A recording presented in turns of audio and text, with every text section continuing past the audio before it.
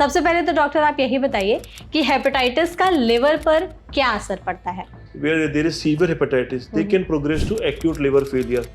उस केसेस में ICU admission and sometimes plasma exchange या लिवर ट्रांसप्लांट की जरूरत पड़ सकती है and that happens in pregnancy. अगर प्रेगनेंसी में वायरल हेपेटाइटिस ई हो जाए तो there is risk of liver failure in 20% of pregnant female. कौन सा हेपेटाइटिस सबसे ज्यादा डेंजरस है तो कौन होगा? एक्यूट वाले hepatitis A and E are mostly self limited illness, यानी बॉडी की इम्यूनिटी हेल्थी न्यूट्रिशन से ये खुद ही रिकवर कर जाते हैं। अच्छा। जो बी और सी हैं ये डेंजरस हैं क्योंकि अगर इनका ट्रीटमेंट ना किया जाए तो liver cirrhosis and liver cancer का रिस्क होता है। क्या कंडीशन हो जाती है कि वायरल हेपेटाइटिस ए और ई से भी डेथ तक की नौबत आ जाती है या बहुत ज्यादा सीवियर प्रॉब्लम हो जाती है? बहुत सारे टॉक्सिन्स लिवर क्लियर करता है, तो जब लिवर फेल होता है तो ब्लीडिंग का रिस्क बढ़ जाता है एंड दे अफेक्ट ब्रेन में करके ब्रेन में स्वेलिंग करा लेते हैं, एडिमा करा देते हैं, तो पेशेंट्स वो बिकम्स अनकॉन्शियस एंड कोमा। उस केस में पेशेंट को वेंटिलेटर पे के स्पेशल थेरेपीज देनी पड़ती है। तो किन्हें सबसे ज्यादा रिस्क होता है वायरल हेपेटाइटिस ए या फिर ई होने का? रिस्क उनको होता है स्पेशली अगर आप देखिए पुअर पीपल में, those who do not have access to proper hygienic food and water. दूसरा, जिनको ये बचपन में वायरल हेपेटाइटिस ए या नहीं हुआ उनको रिस्क ओल्ड एज में ज़्यादा होता है सीवियर इन्फेक्शन होने का। किसी को टाइमली ट्रीट ना किया जाए तो फिर क्या रिस्क हो सकता है? अगर हेपेटाइटिस बी सी अगर टाइमली ना ट्रीट किया जाए तो लिवर सिरोसिस होके, ये लिवर सिरोसिस की जो कॉम्प्लिकेशंस हैं, जॉन्डिस यानी येलोनेस आना, एसाइटिस पेट में पानी आना, ब्लड की vomiting, coma and liver cancer हो सकता है। तो कौन से लोग सबसे ज्यादा रिस्क पर होते हैं हेपेटाइटिस बी या सी होने के? हेपेटाइटिस बी और सी के जो हाई रिस्क इंडिविजुअल ग्रुप हैं that are health care workers, doctor, nurses and hospital staff, क्योंकि वो frequently blood and blood products handle करते हैं, नीडल स्टिक इंजरी का रिस्क होता है, या आईवी ड्रग एब्यूजर्स, या अगर मदर हेपेटाइटिस बी और सी पॉजिटिव है तो मदर टू चाइल्ड रिस्क होता है, या अगर आपका पार्टनर हेपेटाइटिस बी या सी पॉजिटिव है तो आपको उससे ट्रांसमिट हो सकता है। तो अगर एक बार किसी को वायरल हेपेटाइटिस हो गया तो लॉन्ग टर्म में उनकी बॉडी पर फिर क्या साइड इफेक्ट्स पड़ते हैं? लिवर कैसे अफेक्ट होता है? हेपेटाइटिस बी और सी स्पेशली अगर सिरोसिस हो जाए एंड अगर टाइम में डिटेक्ट ना हो, सिरोसिस एडवांस हो जाए, उस केसेस में सिरोसिस रिलेटेड कॉम्प्लिकेशंस आने लगते हैं। उन कॉम्प्लिकेशन से आगे चल के डेथ का रिस्क होता है। आपने हेपेटाइटिस बताया, इसमें इतनी सीवियर कंडीशन हो गई कि तुरंत से लिवर भी फेल हो जाता है। हाँ, एक्यूट वायरल हेपेटाइटिस ए और ई में परमानेंट लिवर फेलियर हो जाता है, यानी पेशेंट को वायरस आया, बॉडी में इन्फेक्शन आया, फीवर आया, then patient develop jaundice and बेहोशी। ये सब इतनी जल्दी होता है in a span of less than 4 weeks. Rapidly progressive liver failure होता है।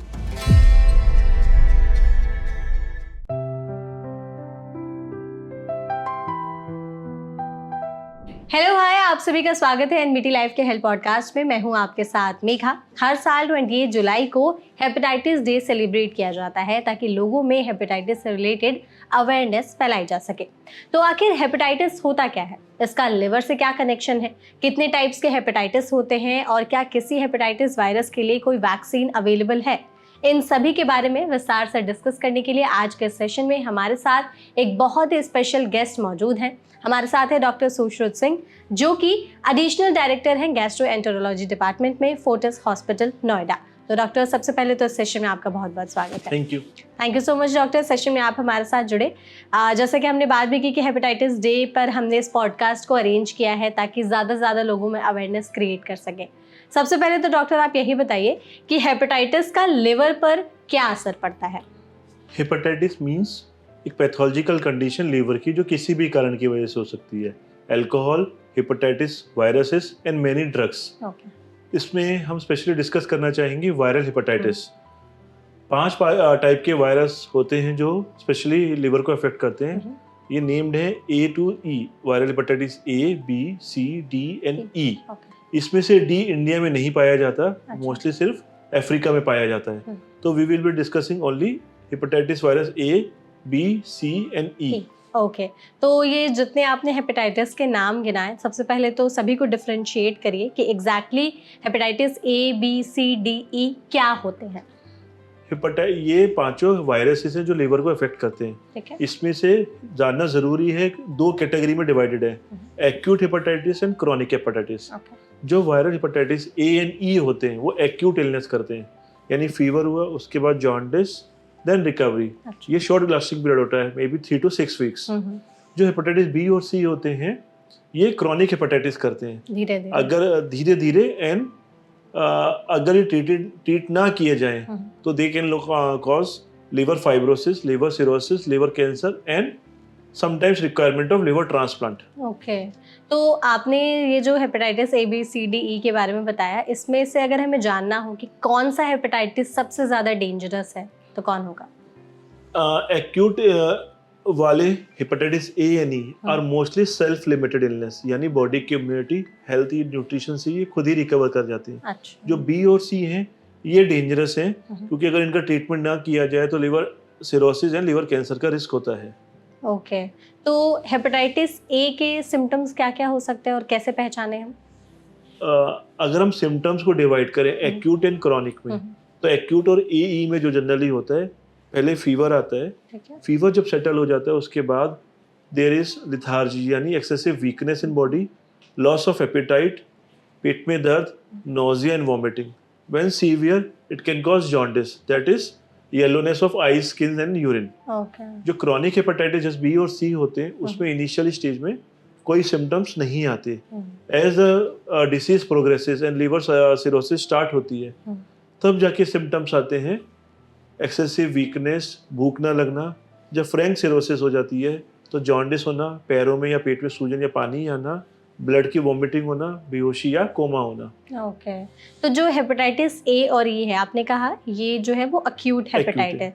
तो एक्यूट हेपेटाइटिस में ए और ई क्या एक्चुअली करते हैं हमारे लिवर पर या फुल बॉडी पर, उनका क्या इम्पैक्ट होता है? तो एक्यूट वायरल हेपेटाइटिस ए और ई के लिए जानना जरूरी है mode of transmission. Hepatitis A and E are food and water borne illnesses, means ये इन्फेक्टेड फूड और वाटर से आते हैं, स्पेशली पुअर हाइजीनिक कंडीशंस में। ओके। मतलब ये किस माध्यम से फैलते हैं? वो एंड जब ये बॉडी में आते हैं मल्टीप्लाई करता है तो लिवर की सेल्स को डैमेज करता है। तो लिवर की सेल्स को डैमेज करता है सिग्निफिकेंट मात्रा में, तो लिवर का फंक्शन डाउन हो जाता है। तो जो हमने सिम्टम्स डिस्कस किए वो होता है। अगर आप लिवर फंक्शन पैटर्न देखें, उसमें ब्लड टेस्ट कराएं तो लिवर एंजाइम्स SGOT, SGPT बहुत हाई हो जाते हैं, समटाइम्स बिलिरुबिन हाई होता है, दैट इज जॉन्डिस। अच्छा। And most of the cases में ये सेल्फ लिमिटेड इलनेस है, यानी good nutrition, diet and rest से ही रिकवर कर जाती है। मेडिकेशन की जरूरत नहीं, मैक्सिमम केसेस में मेडिकेशंस की जरूरत नहीं होती। And in rare cases where there is severe hepatitis they can progress to acute liver failure. उस केसेस में ICU admission and sometimes plasma exchange या लिवर ट्रांसप्लांट की जरूरत पड़ सकती है, but that is in less than 1% of cases. Okay. And that happens in pregnancy. अगर pregnancy में वायरल हेपेटाइटिस ई हो जाए तो there is risk of liver failure in 20% of pregnant female, और या एक्सट्रीम ऑफ एजेस, यानी बिल्कुल newborn या एल्डरली अबव 80, या immunocompromised individuals like diabetic patients, kidney dialysis patients. इन सारे पेशेंट्स में लिवर फेलियर का, एक्यूट हेपेटाइटिस की वजह से लिवर फेलियर का रिस्क ज्यादा होता है। ओके। तो जो हेपेटाइटिस ए और ई है, आपने जो सिम्टम्स बताए या फिर ट्रीटमेंट वगैरह के ऑप्शंस बताए, मोस्टली सेम है, हम कैसे डिफरेंशिएट करें फिर? वायरल हेपेटाइटिस ए ई एक्यूट वायरल हेपेटाइटिस कराते हैं, दोनों सिमिलर हैं, दोनों फूड एंड वाटर बोर्न हैं। ठीक है। सिम्टम्स एंड ब्लड टेस्ट भी ऑलमोस्ट सेम होते हैं। एक ही टेस्ट है जो वायरल स्पेसिफिक वायरस को टारगेट करके एंटीबॉडी होती है कि वायरल हेपेटाइटिस ए एंड ई है। अच्छा। इसमें एक दो डिफरेंस इंपॉर्टेंट है। एक, वायरल हेपेटाइटिस ए के लिए वैक्सीन अवेलेबल है। अच्छा। वायरल हेपेटाइटिस ई के लिए वैक्सीन अभी अंडर डेवलपमेंट है, अभी अवेलेबल नहीं है। एंड प्रेगनेंसी में अगर ये वायरल हेपेटाइटिस ई हो जाए तो स्पेशल रिस्क होता है ना, 20-25% डेथ तक का रिस्क होता है अगर viral hepatitis E late diagnose हो, स्पेशली इन प्रेगनेंसी। ओके। तो आपने जो भी सिम्टम्स वगैरह हमें बताया, आपने कहा कि सेल्फ लिमिटेड होते हैं ये जो अक्यूट वाले होते हैं, वायरल हेपेटाइटिस ए और ई मोस्ट ऑफ द केसेस में। क्या कंडीशन हो जाती है कि वायरल हेपेटाइटिस ए और ई से भी डेथ तक की नौबत आ जाती है या बहुत ज़्यादा सीवियर प्रॉब्लम हो जाती है? देखो, हमें ये समझना ज़रूरी है कि लीवर में सेल्फ हीलिंग कैपेसिटी होती है। लीवर को किसी भी प्रकार से चोट लगे, liver cells multiply two regenerate itself. Correct. लेकिन कभी कभी होता है जब सीवियर इन्फेक्शन होता है या हमारी बॉडी की इम्यूनिटी इन्फेक्शन को फाइट नहीं कर पा रही है, तो when infection blows out of proportion, तो जो लिवर की सेल्स की डैमेज है that is more than regeneration. उस केस में लिवर सेल्स प्रोग्रेसिवली फेल होते चले जाते हैं। लिवर के मल्टीपल मेटाबॉलिक फंक्शंस होते हैं, उसमें से एक होता है ब्लड प्रोटीन्स बनाना जो क्लॉटिंग में हेल्प करते हैं। बहुत सारे टॉक्सिन्स लिवर क्लियर करता है, तो जब लिवर फेल होता है तो ब्लीडिंग का रिस्क बढ़ जाता है। एंड जो टॉक्सिन्स क्लियर करता है अगर वो नहीं हो पा रहे हैं क्लियर बॉडी से लिवर फेलियर की वजह से, तो वो टॉक्सिन्स की मात्रा, स्पेशली एक जो टेस्ट करते हैं रूटीन सीरम अमोनिया लेवल्स, वो बढ़ जाते हैं एंड दे अफेक्ट ब्रेन में करके ब्रेन में स्वेलिंग करा देते हैं, एडिमा करा देते हैं, तो पेशेंट्स वो बिकम्स अनकॉन्शियस एंड कोमा। उस केस में पेशेंट को वेंटिलेटर पर के स्पेशल थेरेपीज देनी पड़ती है। देन उसमें से कुछ % पेशेंट में जो रिकवर नहीं होते इन थेरेपीज के बाद भी, तो लिवर ट्रांसप्लांट की जरूरत पड़ती है। अच्छा, तो किन्हें सबसे ज्यादा रिस्क होता है वायरल हेपेटाइटिस ए या फिर ई होने का? वायरल हेपेटाइटिस ए या ई किसी को भी हो सकता है। ठीक है।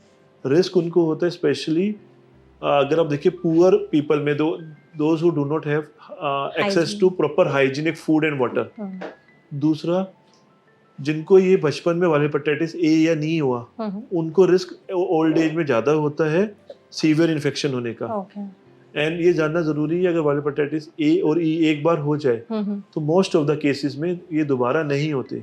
Even if you are expose to the virus, body immunity prevents the infection. Okay, तो वायरल हेपेटाइटिस ए और ई में से आपने कहा ए के लिए वैक्सीन अवेलेबल है, तो अभी कौन से लोग लगवा सकते हैं, क्या प्रोसेस है वैक्सीन लगवाने का? वायरल हेपेटाइटिस ए के लिए जो वैक्सीन है अभी वो इंडिया के नेशनल इम्यूनाइजेशन शेड्यूल में नहीं है। अच्छा, दैट मींस अभी वो यूनिवर्सल वैक्सीन हर न्यूबॉर्न को देने वाली वैक्सीन नहीं है।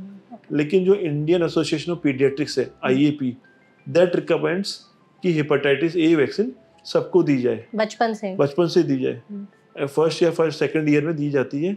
Even if you are frequent traveller या यार आप हाई रिस्क ग्रुप है, तो you can have that vaccine and anyone can have that vaccine. 2 doses लगते हैं and it's easily available and it's side effect free. Okay, तो 2 doses कितने gap में लगाए जाते हैं? 3 to 6 months गैप में। 3 to 6 ओके मंथ्स के गैप में। बचपन में ही मतलब न्यूबॉर्न को ही लगा सकते हैं या अडल्ट भी लगवा सकते हैं? एडल्ट भी लगवा सकते हैं। अब IAP जो इंडियन एसोसिएशन ऑफ पीडियाट्रिक्स कर रहा है, तो most of the children who are getting vaccinated, young children are getting vaccinated at private centers, private hospital or clinics. Most of them get that hepatitis A vaccine in first or second year of birth. Okay. तो vaccine के कोई side effects हैं जैसे बुखार वगैरह? Nothing. Okay, तो viral hepatitis A और ई पर तो हमने बात कर ली। बी और सी पर आते हैं, जो आपने कहा था कि थोड़े से डेंजरस भी होते हैं और क्रॉनिक भी होते हैं। दोनों के सिम्टम्स बताइए और ये भी बताइए कि दोनों जो है कैसे अलग हैं, कैसे पहचाने? हेपेटाइटिस बी और सी ये क्रॉनिक वायरल हेपेटाइटिस कराते हैं, यानी कि अगर ये बॉडी में आ जाए तो मोस्ट ऑफ द केसेस में तुरंत सिम्टम्स नहीं आते। ये धीरे धीरे मल्टीप्लाई करके लिवर सेल्स को डैमेज करते हैं एंड लिवर फाइब्रोसिस कराते हैं, आगे लिवर सिरोसिस और लिवर कैंसर कराते हैं। ये जानना ज़रूरी है mode of transmission. Hepatitis B और सी ब्लड या बॉडी फ्लूइड बोर्न इन्फेक्शंस होते हैं, यानी कि ये मदर टू चाइल्ड आ सकते हैं अगर मदर इन्फेक्टेड है। इन्फेक्टेड नीडल्स, स्पेशली जो ड्रग एब्यूजर्स होते हैं जो IV इंजेक्शंस लेते हैं नशे के लिए, अगर वो नीडल शेयरिंग करते हैं, या अगर किसी को ब्लड की ज़रूरत है और अनऑथराइज्ड ब्लड बैंक से अगर वो ब्लड लेता है और वो ब्लड प्रॉपर्ली टेस्टेड नहीं है, तो इन्फेक्टेड ब्लड से रेसिपिएंट को हेपेटाइटिस बी या सी आ सकता है। And hepatitis B and C can also be transmitted to unprotected sex between sexual partners, अगर उसमें से कोई भी एक भी इन्फेक्टेड है तो। ओके, तो ये मोड ऑफ ट्रांसमिशन है हेपेटाइटिस बी और सी का। तो आपने कहा कि शुरुआत में तो सिम्टम्स नहीं होते, धीरे धीरे आते हैं, तो जो बाद में सिम्टम्स दिखाई देते हैं, लक्षण कैसे पहचाने बी और सी के? देखो, जैसे हेपेटाइटिस बी और सी अगर मोर देन 4-5 इयर्स हो जाता है, 4-5 साल तक कोई लक्षण नहीं होंगे। जनरली बी में नहीं होते, सी में फिर भी हो सकते हैं। अच्छा, तो जैसे जैसे वो लिवर सेल्स में hepatitis B and C replicate करता है, मल्टीप्लाई करता है, then slowly immune mediated damage कराता है लिवर की सेल्स को। देन लिवर सेल्स कुछ हद तक रीजनरेट करने की कोशिश करती हैं, लेकिन क्योंकि अगर अनडायग्नोज्ड है एंड अनट्रीटेड है तो hepatitis B and C virus multiply करके लीवर को प्रोग्रेसिवली डैमेज करते रहते हैं। When liver is damage more than 50-60% तब सिम्टम्स आने शुरू होते हैं। अच्छा। उसमें सिम्टम्स होते हैं जनरली सबसे पहले एक्सेसिव लिथार्जी, वीकनेस, काम में न मन लगना, थकान रहना। फिर होता है एपिटाइट का लॉस हो जाना, भूख ना लगना। तीसरा होता है एब्डोमिनल पेन, एब्डोमेन के राइट अपर एब्डोमेन में साइड में पेन होना। और जैसे जैसे लिवर डैमेज बढ़ता है फिर जॉन्डिस आना शुरू होता है, पैरों में सूजन, पेट पे पानी, yellowness in eyes and skin, blood की वॉमिटिंग भी हो सकती है।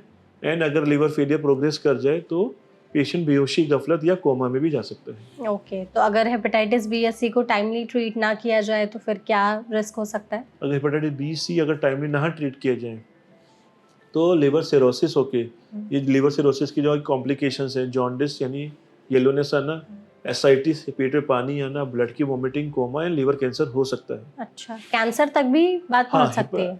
लिवर कैंसर का सबसे कॉमन कॉज वायरल हेपेटाइटिस ही है, hepatitis B and C. Okay, तो बी और सी में से किसी के लिए वैक्सीन अवेलेबल है? हेपेटाइटिस बी के लिए वैक्सीन अवेलेबल है। और अच्छी बात यह है कि हमारे नेशनल इम्यूनाइजेशन शेड्यूल में भी है। अच्छा। तो every child who has an institutional birth, whether in a private or government hospital, is given hepatitis B vaccine. ये 3 डोज दी जाती हैं starting at birth, at 0 month, 1 month and 6 months। अच्छा। अगर कोई pregnant lady hepatitis B vaccinated नहीं है और उसको हेपेटाइटिस बी इन्फेक्शन है, उस केस में mother to child transmission, mother to newborn transmission prevent करने के लिए एट बर्थ जो न्यूबॉर्न होता है उसको वैक्सीन दी जाती है तुरंत। साथ साथ pre formed antibodies hepatitis B vaccine virus के अगेंस्ट, जिसको इम्यूनोग्लोबुलिन बोलते हैं, वो भी दी जाती है। अगर किसी प्रेग्नेंट मदर को जो हेपेटाइटिस बी पॉजिटिव और बेबी डिलीवर किया है, अगर ये दोनों passive immunization that is immunoglobulin and active immunization जो सबको दिया जाता है, ये दोनों दी जाए तो it offers almost 100% protection to the newborn from hepatitis B infection. Okay, तो कौन से लोग सबसे ज्यादा रिस्क पर होते हैं हेपेटाइटिस बी या सी होने के?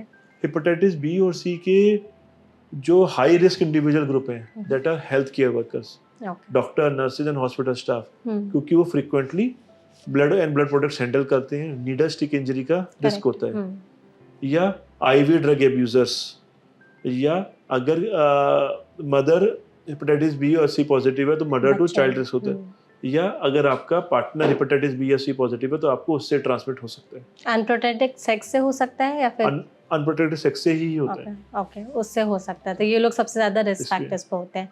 तो अगर एक बार हेपेटाइटिस बी और सी हो गया और किसी ने वैक्सीन नहीं लगवाई बी की, तो फिर क्या चांसेस है, ट्रीटमेंट वगैरह के ऑप्शंस कैसे होते हैं? ये जरूरी है जानना कि हेपेटाइटिस बी एक बार आपके बॉडी में वायरस आ गया तो there is no point in giving vaccination. Vaccination only prevents entry of virus and establishment of infection in the liver. पहले दिया जाता है। अगर इन्फेक्शन आ गया तो ये जानना जरूरी है सी का टाइम लिमिटेड ट्रीटमेंट है।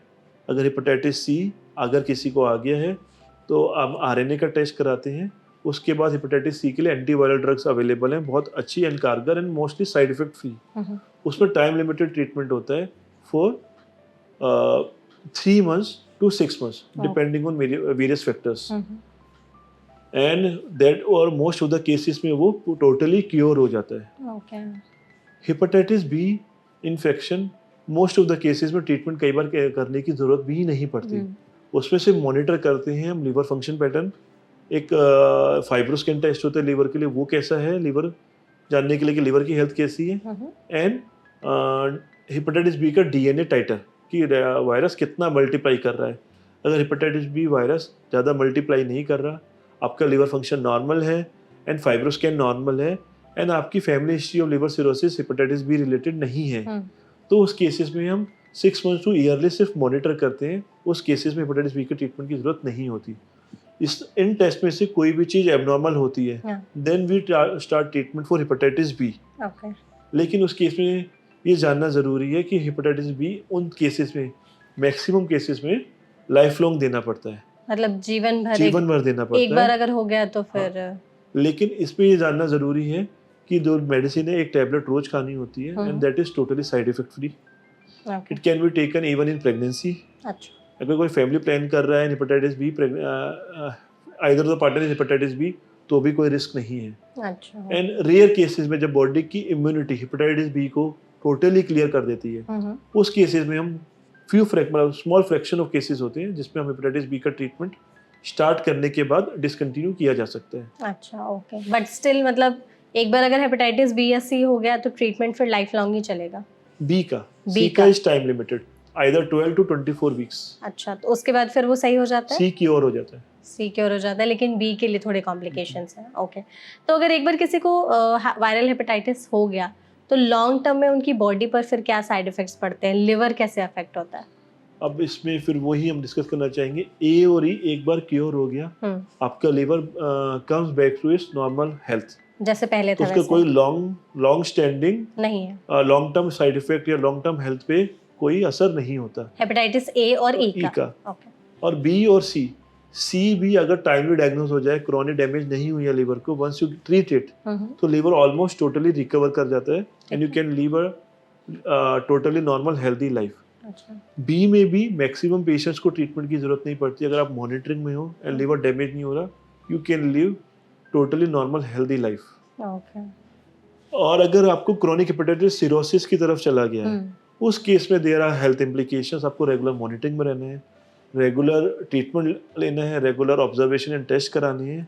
एंड अगर सिरोसिस है तो बिना आपके स्पेशलिस्ट के डिस्कस किए कोई भी एंटीबायोटिक, पेन किलर या अदर मेडिसिन नहीं लेनी. नहीं लेने. ओके, तो डॉक्टर जैसे अगर किसी को डायग्नोज करने हैं कि उन्हें वायरल हेपेटाइटिस ए, बी, सी या ई में से कोई है या नहीं है, कुछ टेस्ट हैं ऐसे जो रेकमेंड किए जाते हैं?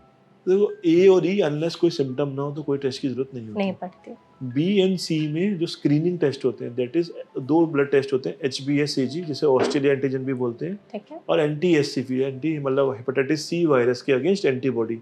ये 2 टेस्ट किए जाते हैं. ठीक है. अगर इसमें से कोई पॉजिटिव आता है तो फिर अगर हेपेटाइटिस बी के लिए DNA टाइटर कराते हैं, अगर और हेपेटाइटिस सी के लिए RNA टाइटर कराते हैं. तो ये बेसिकली मेन टेस्ट होते हैं हेपेटाइटिस बी और सी टेस्ट करने के लिए कि क्या स्टेटस है. ओके, लीवर को कितना डैमेज हुआ इन वायरस की वजह से, उसके लिए होते हैं लिवर फंक्शन टेस्ट, LFT, कुछ other blood test and a special test that is fibroscan. वो टेस्ट दिखा सकता है कि ओवर लॉन्ग टर्म इन वायरस की वजह से या किसी भी वजह से लिवर को कितना डैमेज हुआ है. ओके, तो मतलब कोई ऐसे भी टेस्ट है जो अगर हम रेगुलर बेसिस पे कराएं तो इन प्रॉब्लम्स को डायग्नोज किया जा सकता है? जैसे आजकल जितने हेल्थ चेकअप्स के पैकेजेस वगैरह आते हैं, हेल्थ केयर पैकेज में, रूटीन हेल्थ केयर पैकेजेस में नॉर्मली बी और सी वायरस नहीं होते. अच्छा, अगर आपने बी और सी करा लिया एंड बी नेगेटिव और आप वैक्सीनेटेड नहीं है, तो you can get vaccinated for it in 3 doses. Adults भी ले सकते हैं वैक्सीन हेपेटाइटिस बी की? Yes, hepatitis B vaccine can be taken in any age group. Any age group. Okay, And hepatitis C routinely test कराने की जरूरत नहीं है. अगर आपको सिम्टम्स हैं या आपके डॉक्टर ने एडवाइस किया है तो कराना है, या आप इम्यूनो कॉम्प्रोमाइज्ड है, एल्डरली, डायबिटिक, डायलिसिस पेशेंट या ब्लड ट्रांसफ्यूजन डिपेंडेंट पेशेंट्स, इनको रेगुलर चेकअप की जरूरत होती है. ओके, तो जितने आपने अभी हमें हेपेटाइटिस के बारे में बताया, ये अगर बहुत ज़्यादा सीवियर हो जाते हैं तो क्या ऐसे कंडीशंस हो जाती है कि लिवर ट्रांसप्लांट की ज़रूरत पड़ती है या फिर लिवर फेल हो जाता है?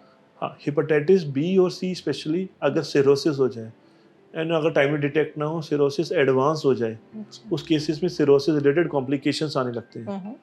उन कॉम्प्लिकेशन से आगे चल के डेथ का रिस्क होता है. डेथ का रिस्क होता है. तो उस रिस्क से प्रिवेंट करने के लिए patient are advise liver transplant. या अगर लीवर में कैंसर हो जाए हेपेटाइटिस बी और सी की वजह से, एंड अगर ट्यूमर बहुत छोटा है, तो उस केसेस में sometimes the patient is advise transplant, या अगर ट्रांसप्लांट नहीं है तो there are other methods to control that tumour. Okay, तो अच्छा ऐसा भी है क्या कि जितने आपने हेपेटाइटिस बताए इसमें इतने सीवियर कंडीशन हो गई कि तुरंत से लिवर भी फेल हो जाता है? हाँ, एक्यूट वायरल हेपेटाइटिस ए और ई में specially more than 97-99% recover on their own. Okay. Less than 1% cases में fulminant liver failure हो जाता है. यानी पेशेंट को वायरस आया, बॉडी में इन्फेक्शन आया, फीवर आया, then patient develop jaundice and बेहोशी. ये सब इतनी जल्दी होता है in span of less than 4 weeks. Rapidly progressive liver failure होता है, फिर उसके लिए एडमिट करके आईसीयू में स्पेशलाइज्ड थेरेपी दी जाती है। उन केसेस में अगर रिकवरी होती है तो वेल एंड गुड, अगर नहीं होती है तो only liver transplant can save life in that condition, वरना फिर लिवर फेल हो जाएगा। तो मतलब ये इतनी ही फास्ट होती है कि 4 हफ्तों में ये सारी चीजें? Acute viral hepatitis can cause liver failure with in A 5 to 7 days also. 5 से 7 दिन में भी लिवर फेल हो सकता है? ओके, मतलब थोड़ा सा तो डेंजरस है ये। अगर A and E are dangerous in मतलब very few percent of cases, rare है बट है, इट्स स्टिल डेंजरस। ओके, और जो क्रॉनिक वाले हेपेटाइटिस हैं वो लिवर को आपने कहा धीरे धीरे डैमेज करते हैं, तो जो धीरे धीरे डैमेज हो रहा होता है लिवर, वो तो ज्यादा वर्स्ट होता है, फिर उसका आप लोग ट्रीटमेंट कैसे करते हैं आफ्टर रिकवरी? हेपेटाइटिस बी और सी के लिए जैसे आपने अगर मेडिसिन दी, एंटीवायरल दी है, ठीक है, 3 to 6 months में टोटली क्योर हो जाते हैं। बी को रेगुलर मॉनिटर करना होता है, इनकी कॉम्प्लिकेशंस के लिए मॉनिटर करना होता है। तो आपने ये भी कहा कि हेपेटाइटिस ए और ई एक बार हो गया तो वापस नहीं आ सकता है? मोस्टली केसेस में दोबारा नहीं होता। बी और सी वापस आ सकता है अगर एक बार हो गया तो? सी एक बार आपने मेडिसिन से इरेडिकेट कर दिया, अब दोबारा एक्सपोज हो जाते हो तो आ सकता है। अच्छा, ओके। बी एक बार आ गया तो वायरस अगर आपके ब्लड में नहीं भी आ रहा है, इवन देन द वायरस का डीएनए आपकी लिवर की सेल की न्यूक्लियस के अंदर बैठे रहता है। अच्छा। कभी भी आप और आपकी बॉडी की इम्यूनिटी ने उसको रोका हुआ है इन्फेक्शन वापस आने से, फ्लेयर होने से।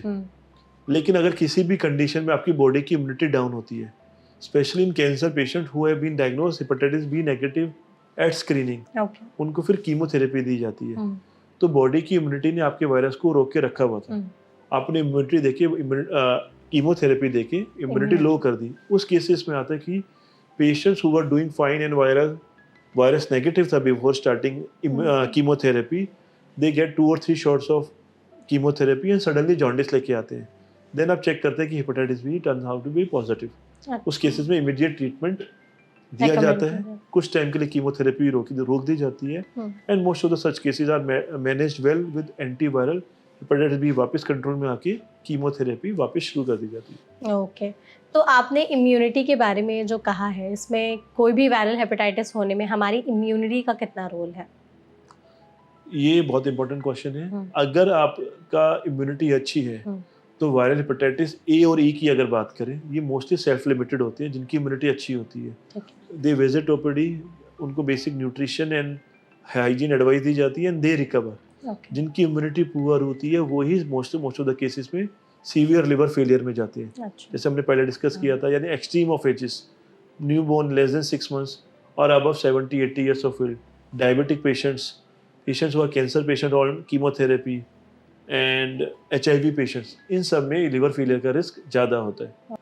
इम्यूनिटी की तो जो आपने बात कही कि जिनकी लो इम्यूनिटी होती है वो थोड़े हायर रिस्क पर होते हैं, इम्यूनिटी बढ़ाने के लिए हम कुछ ऐसी डाइट में चीज़ें शामिल कर सकते हैं जिससे वायरल हेपेटाइटिस का रिस्क थोड़ा कम हो जाए? वायरल हेपेटाइटिस उन लोगों को ज़्यादा होता है जिनका ऑलरेडी, उन लोगों को ज़्यादा सीवियर होता है जिनका ऑलरेडी लिवर थोड़ा वीक है। यानी ओबीज या डायबिटिक पेशेंट्स जो ज़्यादा जंक खाते हैं, जंक फूड लेते हैं, उनको कहते हैं पहले ही लिवर थोड़ा कमज़ोर होता है, एडवांस फैटी लिवर होता है, उस केसेस में सीवियर हेपेटाइटिस का रिस्क ज़्यादा होता है। या एल्कोहलिक पेशेंट्स, अगर कोई अल्कोहल ले रहा है तो आपकी ओवरऑल इम्यूनिटी कमज़ोर होती है, प्लस आपका liver already compromise and weak होता है। उस केस में अगर आपको हेपेटाइटिस कोई भी वायरस इन्फेक्ट कर लेता है तो आपके केसेस, उस केस में लिवर फेलियर का risk and liver disease progression का रिस्क ज़्यादा होता है। ओके, तो इम्यूनिटी बढ़ाने के लिए हम कुछ अपनी चीज़ें डाइट में शामिल कर सकते हैं? उसके लिए सबसे ज़्यादा ज़रूरी है एक लीन बॉडी वेट मेंटेन रखना, BMI लेस देन 25। अगर आपको डायबिटीज़ है, हाई कोलेस्ट्रॉल है, वो कंट्रोल में रखना, अल्कोहल का सेवन ना लेना, एंड बहुत ज़्यादा फ्राइड या जंक फूड ना लेना, and regular exercise, 30 minutes of exercise 5 days a week is sufficient. All these factors and eating plenty of fresh fruits and vegetables are good for overall immunity as well as liver health. Okay, तो doctor कुछ ऐसे precautionary tips हैं जो आप हमारी audience को देना चाहेंगे ताकि वो आगे चलकर फ्यूचर में वायरल हेपेटाइटिस के रिस्क को कम कर सकें? हाँ, इसमें ज़रूरी है कि आप अफोर्ड कर सकते हैं, even if you are not at high risk, तो you should be vaccinated against hepatitis A, even if you are an adult and not at high risk. Hepatitis B का वैक्सीनेशन अब नेशनल इम्यूनाइजेशन शेड्यूल में post 2000 something सबको है, मिला हुआ है vaccine. You can get it check, अगर आपकी बॉडी में सफिशिएंट एंटीबॉडी नहीं है तो आपको बूस्टर डोज या रीवैक्सीनेशन की जरूरत पड़ सकती है to prevent hepatitis B.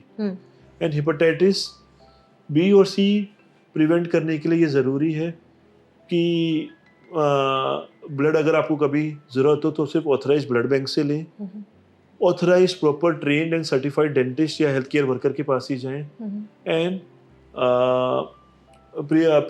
Practice of safe health practices ये ज़रूर रखें।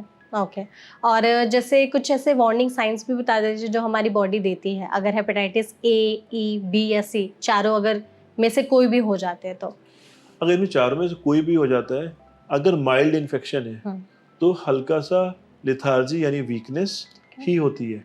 अगर आपको जॉन्डिस हो रहा है यानी आपकी यूरिन का कलर या आइस का कलर येलो हो रहा है, दैट मीन्स लीवर को सिग्निफिकेंट डैमेज हुई है, लीवर का फंक्शन सिग्निफिकेंट कॉम्प्रोमाइज हुआ है। तो जॉन्डिस या इजी ब्रूजिंग या हल्की सी चोट से आपको स्किन के अंदर ब्लूनेस आ जा रही है यानी स्किन में ब्लीड हो जा रहा है, jaundice and easy bruising, these are science of advanced liver failure. So this should not be ignored and you should immediately consult a specialist. Okay. अच्छा जैसे हम लोग अपनी लाइफस्टाइल में भी बहुत सी ऐसी गलतियां करते हैं जिसकी वजह से हम इन बीमारियों का शिकार हो रहे होते हैं। कुछ ऐसी आदतें हैं जो हमें अभी से ही छोड़ देनी चाहिए ताकि वायरल हेपेटाइटिस के रिस्क को हम कम से कम कर सकें। इसमें से सबसे ज़्यादा ज़रूरी है स्पेशली इस मानसून सीजन में अनकुक्ड या raw food from street vendors, जहाँ पे प्रॉपर हाइजीनिक तरीके से ना फूड प्रिपेयर किया जाता है ना स्टोर किया जाता है। अगर सिर्फ हम ये कर ले तो मैक्सिमम केसेस में हेपेटाइटिस ए या ई से बचा जा सकता है।